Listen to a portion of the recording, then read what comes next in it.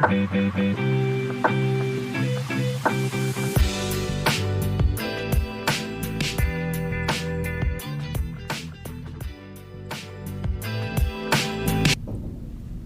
and welcome to Point of View, where we give students a place to listen, learn, and lean in. We're your hosts, Caitlyn, Avery, and Logan. And today we'll be talking about all three of our favorite albums of all time and having a conversation about why we love them. Mm-hmm. My first album is Wasteland by Brent Faiyaz. And I chose this album not because I thought it was the most creative or like the best album he's released. Personally, I think his debut album, Saunderson, is the best one he's released. Okay. But, like, it's more, like, raw than this one. But for me, I chose this more about, like, my feelings and how this album has affected me. So Wasteland is about how fame can change who you are and your motivations. And I've been a fan of him since 2020, so naturally I was counting down the days till this album dropped. And at the time, I was in New York doing a program at NYU where I could stay in dorms, and I even took classes.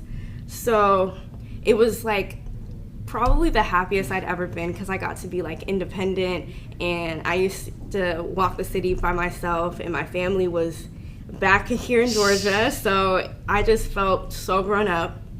But the first time I listened to the album, I did not like it. I was disappointed, and because it was just so different from what he had previously released, and I felt like I didn't resonate with it as much. Right.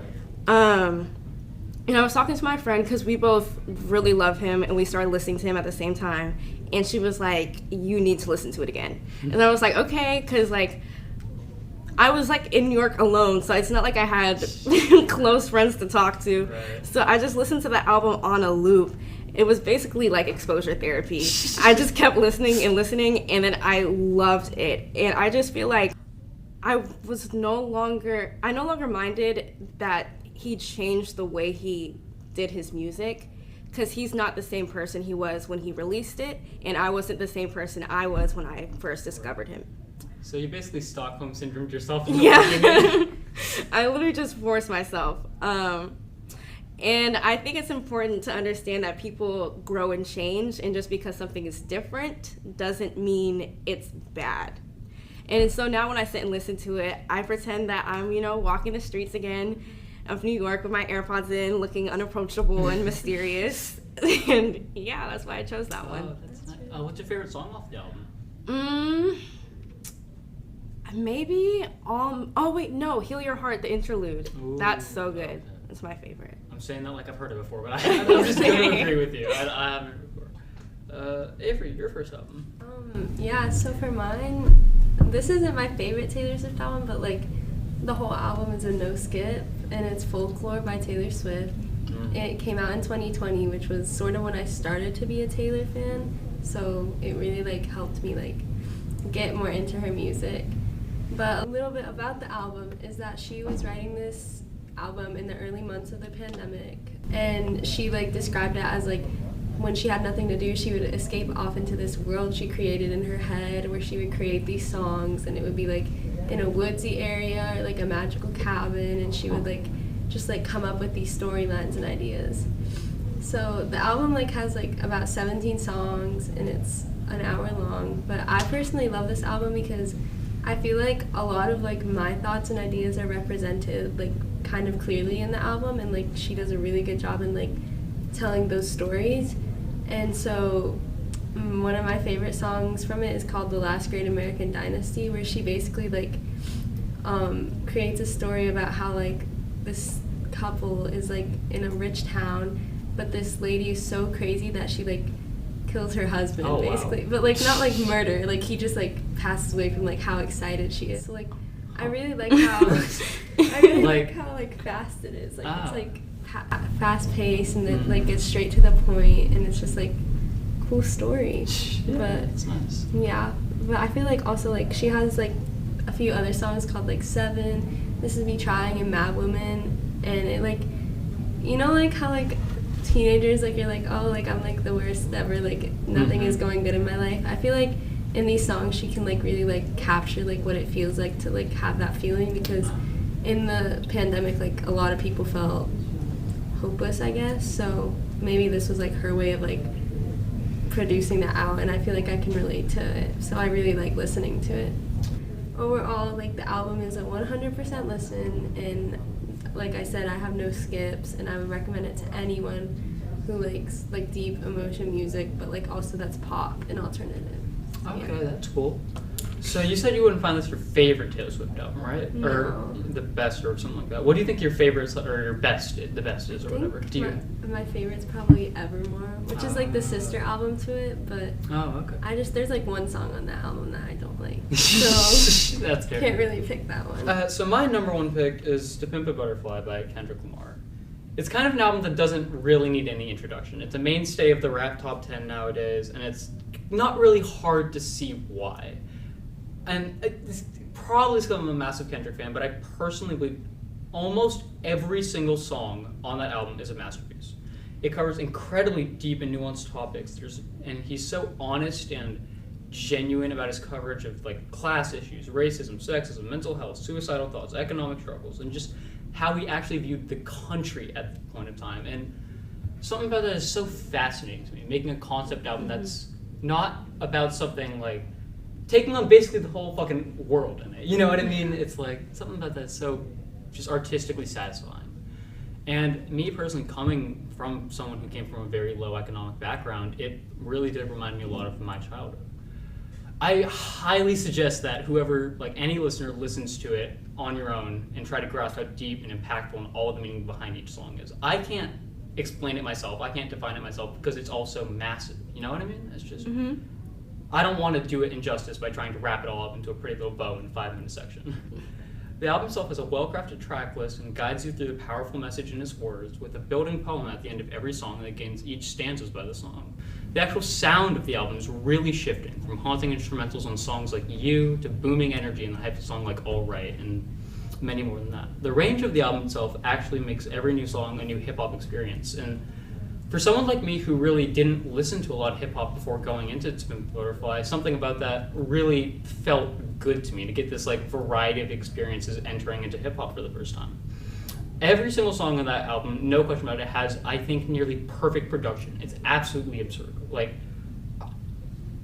it's fucking crazy all the shit that he's doing on it. There's not really much more I can say other than that. I can't really wrap it up into a pretty little bow, like I said, and try to tell you why to listen to it. But if you like rap, or especially really good narratives, really good wordplay, really good lyricism, and just high concept albums, listen to this album.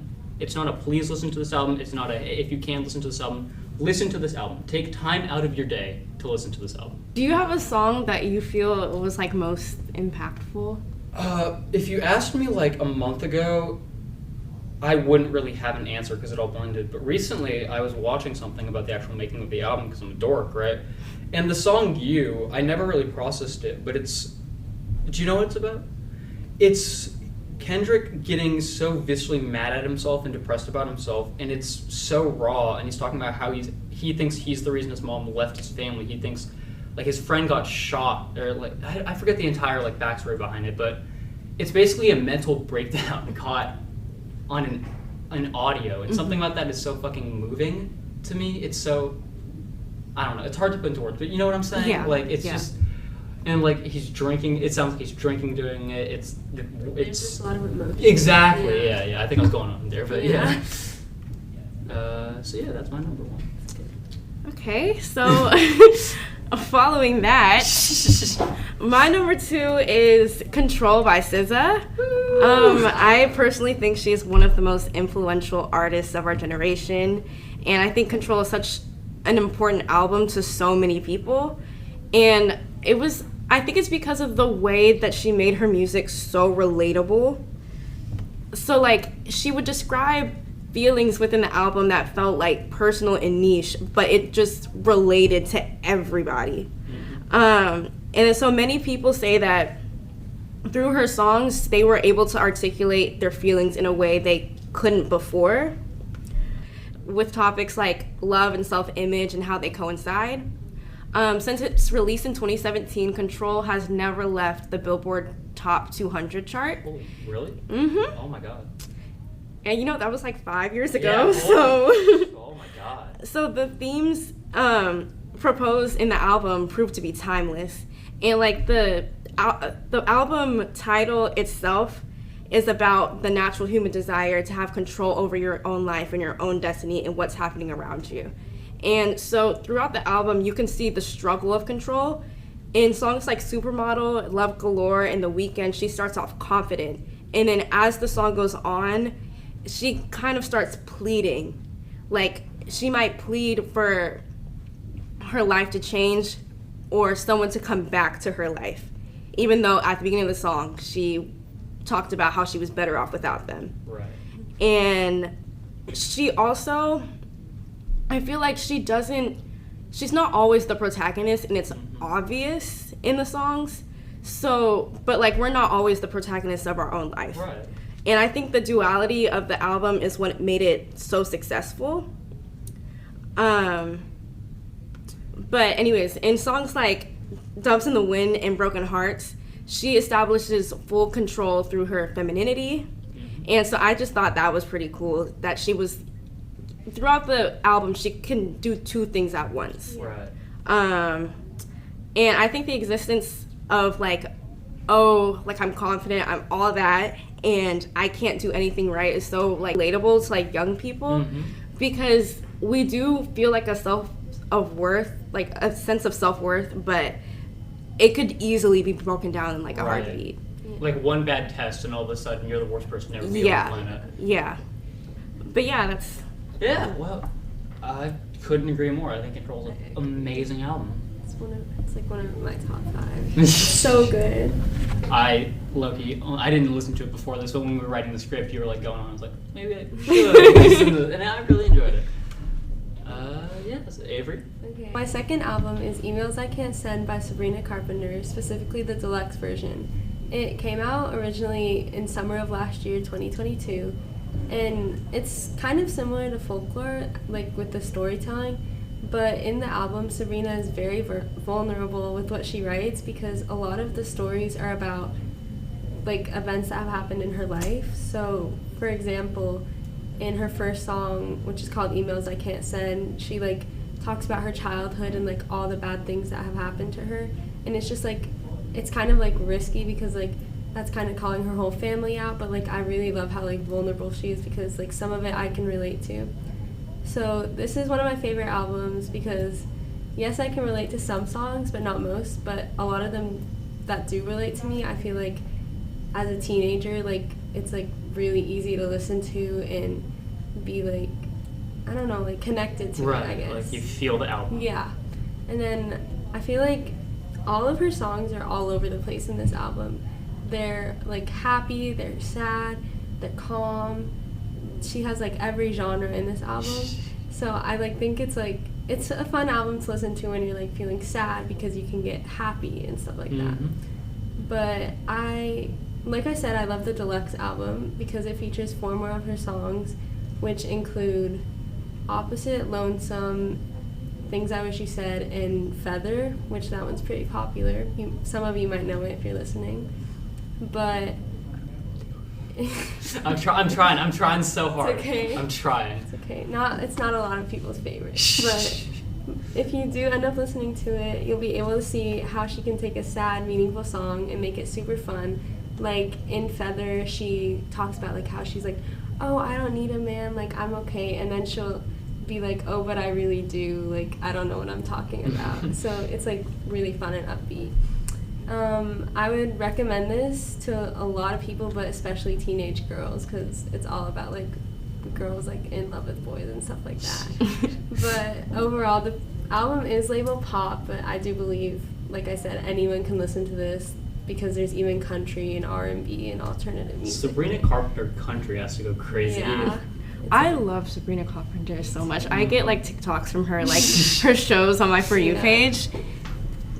She's so talented. It's crazy. Yeah, okay. Well, thank you, Avery. So for my second pick, I'm going from one of the top 10 albums of all time to an album I can genuinely guarantee nobody listening to this podcast has heard of. It's called Hell or High Water 2, and it's an excellent hip-hop album. even though it doesn't get a lot of coverage. The 13-song 2019 album is admittedly one with, like, I think it has a narrative going on. I say I think because it is an album that I turn on and listen to for the vibes. You know what I mean? It's not like To Pimp a Butterfly, for example, where I listen to it and I feel what's going on. I just listen to the funny words this man says and the funny backing beats, and it's just like, it's a good time. It's not something I'm thinking deep about. It's by Arc Woods. I think I forgot to say that. And I think perfect is a really strong word. But I think it has at least 3 or 4 perfect songs on it, which is kind of a crazy thing to say. So the thing is, he has really good flows, right? Really good lyricism, and a really good hooks and instrumentals that lend this album to having a permanent place in my rotation, sheerly for how much of a vibe it is. There are some duds on the album. I'm gonna give you that. It's one of those albums where, at its peak, holy, you know what I mean? It's so absurdly good. And then I'm listening to the intro, and I'm like, please, I love you, but shut up. I want to get to that. Like, if you have to end up making a secondary playlist for an album that's just the album but cutting out the songs you don't like, there is admittedly a flaw with the album there, right? Like what Avery said that was it the Taylor Swift album had no skips or whatever? Yeah. This album definitely has skips, but what isn't a skip is amazing. So I think this is an incredibly slept-on addition to modern hip-hop, and that's purely for my more shallow enjoyment of the vibes on it. I'm not entirely sure if there is a deep meaning, or if the meaning would like ruin my appreciation of it, but seeing what I've seen about Arc Woods, I'm pretty sure it would only deepen how much I love this album. I highly recommend you listen to this album if you enjoy killer flow, low energy instrumentals, and a background, and like, it almost feels like background music in a lot of ways, but like not Public's background music, you're getting bread and you're listening to like whatever, you know what I mean? It's just music that like really gets you into that mood of just you're living your life and it's your life and it's really good. And yeah, so Hell or High Water 2 by Arc Woods, really underrated. Please listen to this weekend. Does the album have like an overarching like theme, or are each songs kind of like? So this is where my issue comes in. I couldn't tell you. I know the songs have a similar naming, and I know the songs are really good, but unfortunately, I haven't actually, and this is a flaw of mine, I have been so content with just enjoying it as something to enjoy that I haven't really done that yet. But if I find out, I'll let you know, I guess. I'm going to probably look it up and like do some research after this. How about you? Any questions? No. Okay, cool. Sounds cool, though. Might have to listen. Please do. One thing, if you listen to music on YouTube, it's not on YouTube at all. It's on SoundCloud, it's on Apple Music, and it's on Spotify, but it is not on YouTube. Like, one song from it is on it, and it's a song I hate, and it has like 2K views. You know what I mean? All right. My third and final album is The Miseducation of Lauryn Hill by Lauryn Hill. And this album is among the most respected in music. As her very first solo album, The Miseducation of Lauryn Hill won 5 Grammys, making her the first woman to receive 5 or more Grammys in a single night. It was the first hip-hop album to win Album of the Year. It debuted #1 on the Billboard Top 200 chart, breaking the record for first week sales by a female artist, which was previously held by Madonna. It went 10 times multi-platinum, and it's just so good. Obviously. It's so good. Obviously, it's like, it's the real deal. It's like, the real deal. Actually, the person who put me onto this album was, I heard songs from it before, but I didn't like think about it until it was 9th Honors Lit with Miss Lake, when we had to like do the song analysis. Right. But yeah, she put me on. Miss Lake put you on it? Yes, Miss Lake You're put kidding. me on. Miss Lake put you on to Miseducation? Yes. Credit to Miss Lake. Yes. That's so good. But anyway. In the album, she talks about issues such as social justice, femininity, and love. And although it was her first solo album, she was previously in a band called the Fugees, who had already won Grammys of their own. And throughout the album, she was able to master both singing and rap in songs, which was done before, but it wasn't nearly as successful as when she did it. Songs like X Factor was written about her failed relationship with Wyclef Jean. It was a really public and messy relationship. He was married. Oh, wow. And she was pregnant, not by him. Oh. also, they were like 6 years apart, and like she was like 12 or 13 when they met. Oh. And so he was like Oh my gosh. 17, no, 18, 19, 20, something like that. Huh? So Okay, holy. kind of yikes. Mm. But the intro of the album is a recording of like a classroom setting, and so the teacher is taking roll, and he goes on a list and says everyone's name, and everyone is there except when Lauren's name is called, she's not there, she's absent. Okay. So it is at the end of each song in the album, the teacher asks his students about love and what it means to be in love, what love is about, if they've ever been in love. But since Lauren isn't present, she never learns what love is about, feeling that that's the reason why her relationships failed, because she's educated about love, but she was miseducated. Right. One of the classroom conversations speaks about different kinds of love, and in the song To Zion, Lauren speaks of the love she has for her son and how it's far greater than the love she has for her career that she jeopardized by having him. And a lot of people actually don't like this song, which is one of my favorites, but like when people will rate the songs of this album, it's always like bottom 3. Holy, really? Yes, and oh my goodness. But it talks about the pressures of motherhood, holding a career, and finding love. Those themes are what ultimately pushed her out of the spotlight. So The Miseducation of Lauryn Hill was her first and last recorded album.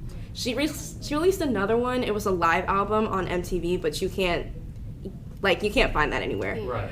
Except for like YouTube. The duality of music on YouTube. It's either stuff that's nowhere else or nowhere but YouTube, or everyone but YouTube. But this album still continues to show its impact. It's still sampled by artists like Drake, Kanye West, J. Cole, Baby Keem, and others.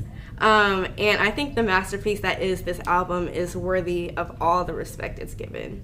No argument. Yeah, it's a masterpiece. I couldn't have put it better myself. So is your favorite song To Zion? I think so. I'm disappointed that I didn't hear it before I started the project. Right. But I think it's so good and so underrated. I feel like they're just not understanding her. You just don't get it. Right. You wouldn't understand. You just don't get it. I'm more often than not the people who don't get it entirely. Like, I've listened to an album for 2 years of my life and I still don't know what it's about. So, but yeah. So for my third album, I chose Fine Line by Harry Styles, another pop album, guys. And it was released in 2019 and has 12 songs leading to a 47-minute album.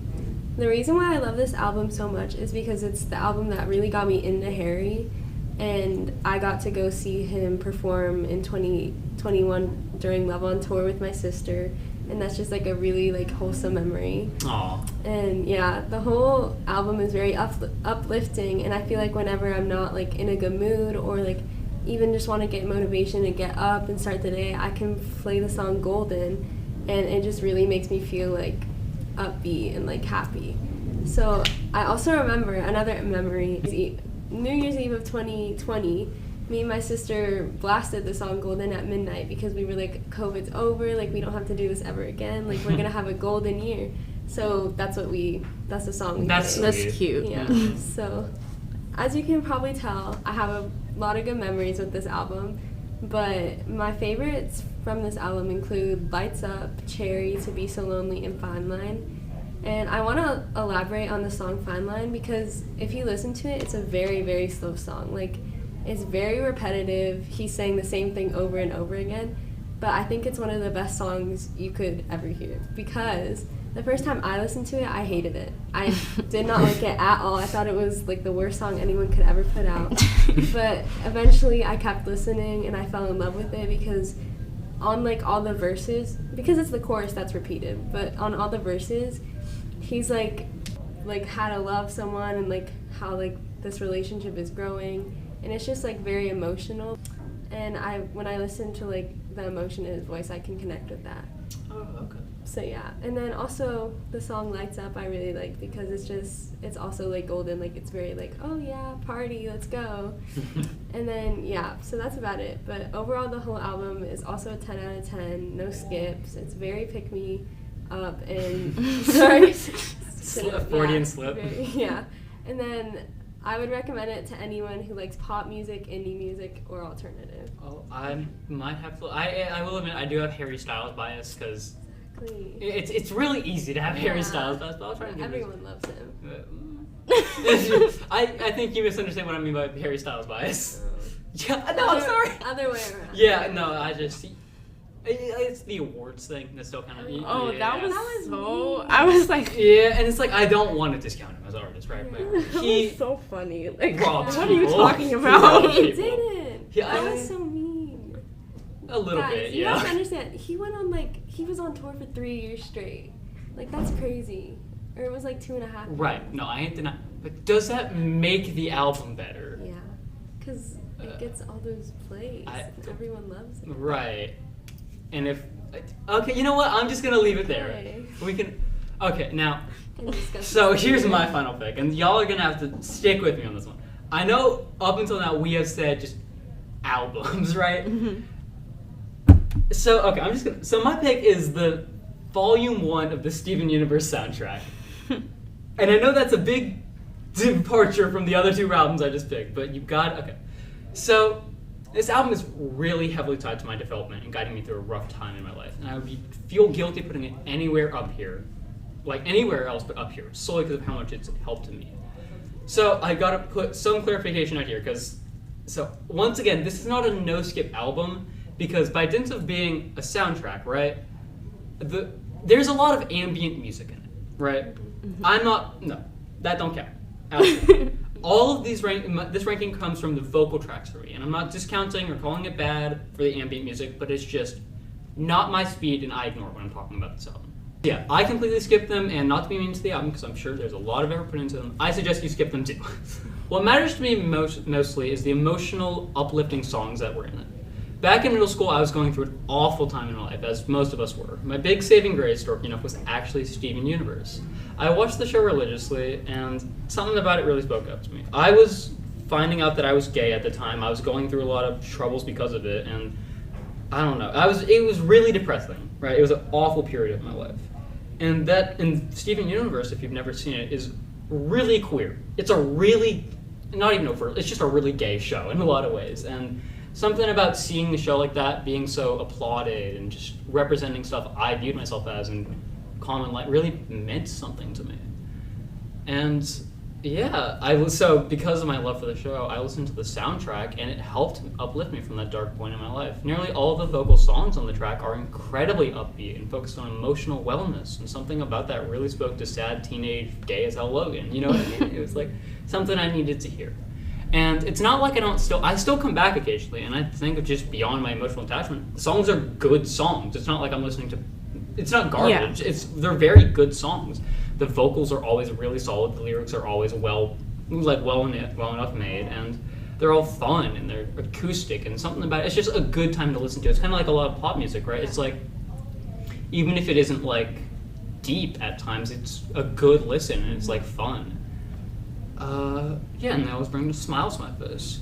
So it should be noted, though, that all the songs are sung during the actual show itself, meaning that they also have a narrative value that is lost on you if you just listen to it raw. But that doesn't really matter. You don't need it. They're good songs regardless, right? Listen to this album if you enjoy upbeat or moving lyrics, acoustic instrumentals, lighthearted music that doesn't really require your full attention, or really gay music, because I didn't write that down here, but I was talking to my friends about that, and I discovered that's just a genre. Just, you know what I mean?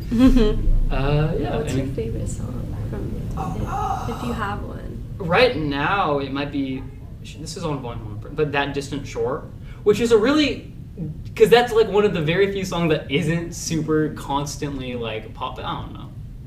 It's really acoustic. I really like the vocalist on it, and I really like the point in the show it was used in. So probably That Distant Shore. What's super funny about you have like, every time we ask you about your favorite song, it's like right now, like your favorite songs like change as you listen to it. Right, because this might just be a personal philosophy, but I think picking favorites is really, well, beyond just hard, I don't think it's fair to albums. I think if I listened to it like 4 or 5 years, I'm so old, 4 or 5 years ago, right? And I probably would have said like Stronger With You or something like that, right? And if I said that then and I made that my favorite album and kept that as my favorite album all the way up until here, that doesn't represent my headspace now, right? That's 5 years ago. So I try to not have solid favorites. I just like, whenever I re-listen to it, I kind of re-rank an album. It gets really aggressive sometimes, like literally with this album. So I have friends who are really into Steven Universe too, right? And sometimes I'll just we'll rank the songs together and we'll have a good time. And I've looked at all the little rankings I've done, and I've had a song, it's That Distant Shore was at one point when I first started listening, literally my least favorite song. The song I just told you was my absolute favorite, was my least favorite song by a heavy margin. And I get where I was going with that. But yeah. Is it kind of like, you know, like when you have like a song on your playlist and every time it comes on, you skip it, but that one time where you just let it play through, and you're like, "Wow, this song is so good." Like you figured me out. You figured it out. Yeah. And I think another big part of that is I am one of those people that loops songs when they find them, like. And then you get sick of it. Yeah. And I'm not proud of doing it. I But do like, that too. yeah. I think that's about all we have to say today. Take us away, Avery. Okay, this concludes this Across the Table. Thank you so much for listening. For a transcript of this episode, head to the Point of View tab on our website, nhsmessenger.org, and follow us on Instagram, Twitter, and Facebook at NHS Point of View. We have been Caitlyn, Avery, And Logan. and this has been Point of View. Woo!